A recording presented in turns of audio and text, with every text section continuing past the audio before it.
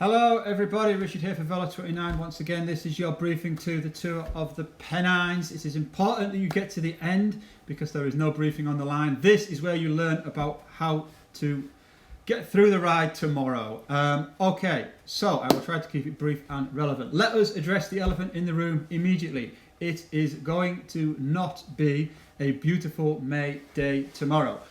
We're up there today, we've monitored the forecasts, people are getting in touch asking if the event's going ahead. Absolutely, yes it is. Temperature is well above zero all day. Whilst that doesn't sound particularly exciting, it means that ice will not form, snow will not lay, and you will be able to get around okay. Obviously visibility will be limited in places, use your common sense, dress appropriately for probably deteriorating weather. It will be a tough day on the bike, but lots of you send me stories about the tough days on the bike because you went further, you went out in harder conditions, you did all of those things that make it a memorable ride. Tomorrow can be one of those days, so when you wake up tomorrow and you look out the window and it is anything other than perfect, we'd love you to still come, so please don't be put off by the weather. It is a great ride, it is a lovely part of the world.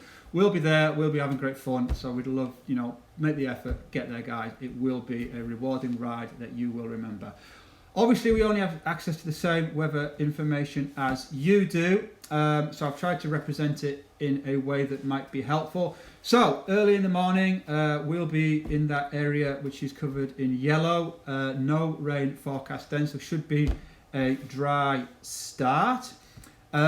We then, later at 10 o'clock, we should still hopefully be dodging the weather. We'll be riding it in the yellow bit, so we should stay dry up until then. Back at the HQ, I will be getting wet, unfortunately, as will you come 1 o'clock. So it looks like all of it is wet by 1 o'clock, unfortunately. But as you head back towards Barnard Castle, that's a much lower part. It'll be that bit warmer. It's not as high as the long route. So fingers crossed, you will be on your way back. It won't be so cold.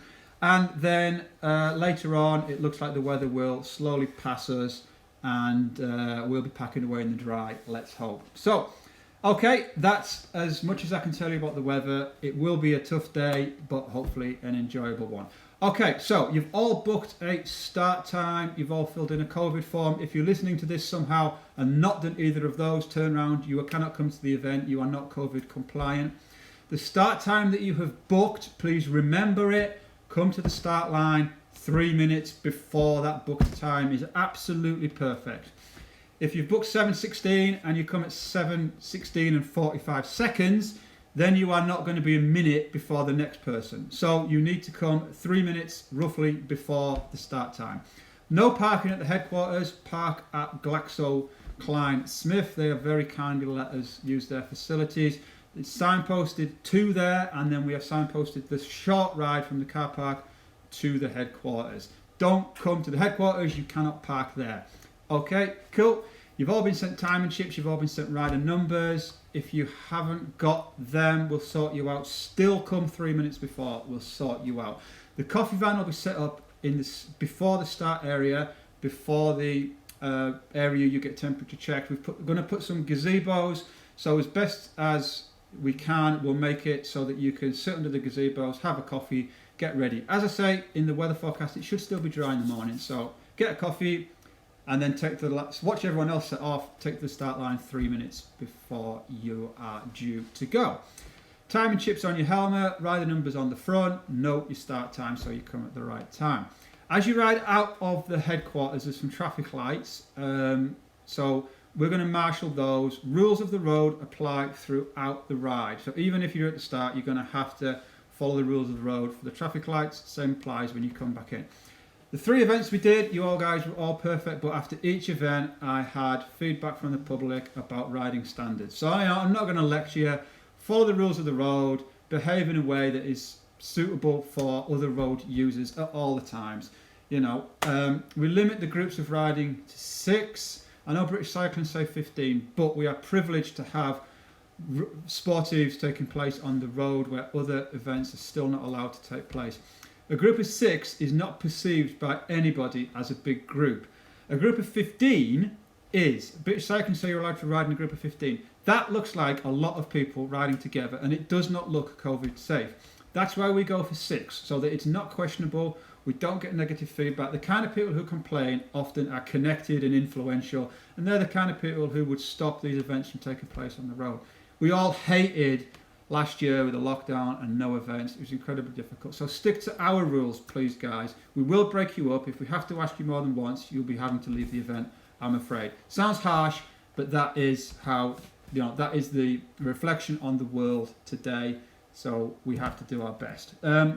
There is on the 27 kilometres on the medium and long, there's some temporary traffic lights which are on a descent into Walsingham. We've put up some extra signs, but despite how much you're enjoying the descent, you need to stop at the traffic lights and follow the rules of the road. Okay, that's it. Lecture over. Even though the parking is not the start and finish, ride to the start, ride to the finish. Don't go back to the car. Even if you're soaking wet at the finish, please ride under the gantry. You all put a time chip on to get a time, but more importantly, it's for safety. We know you've set off and we know you've finished by riding under that start-finish gantry, and we check you in manually as well. I say this in every briefing, it's a bit boring, but in so many rides in the past, people went home, they didn't get in touch, or they just rode back to the car, got dry, drove home.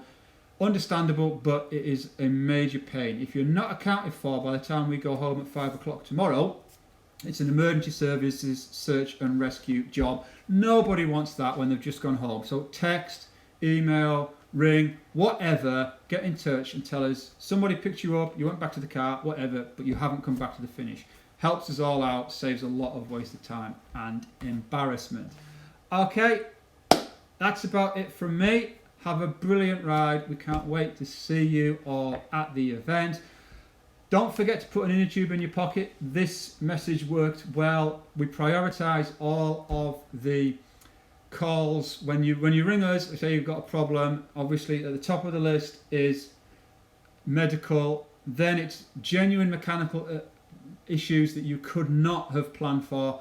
At the bottom of the list is I've got a puncture and I didn't put any tyre levers, a tube or a pump on my bike. We will come help you, but we aren't going to leave somebody who needs medical help at the side of the road to come and fix your puncture. So basic stuff that you would take on a normal ride, that's dead important. Thanks again. See you all tomorrow.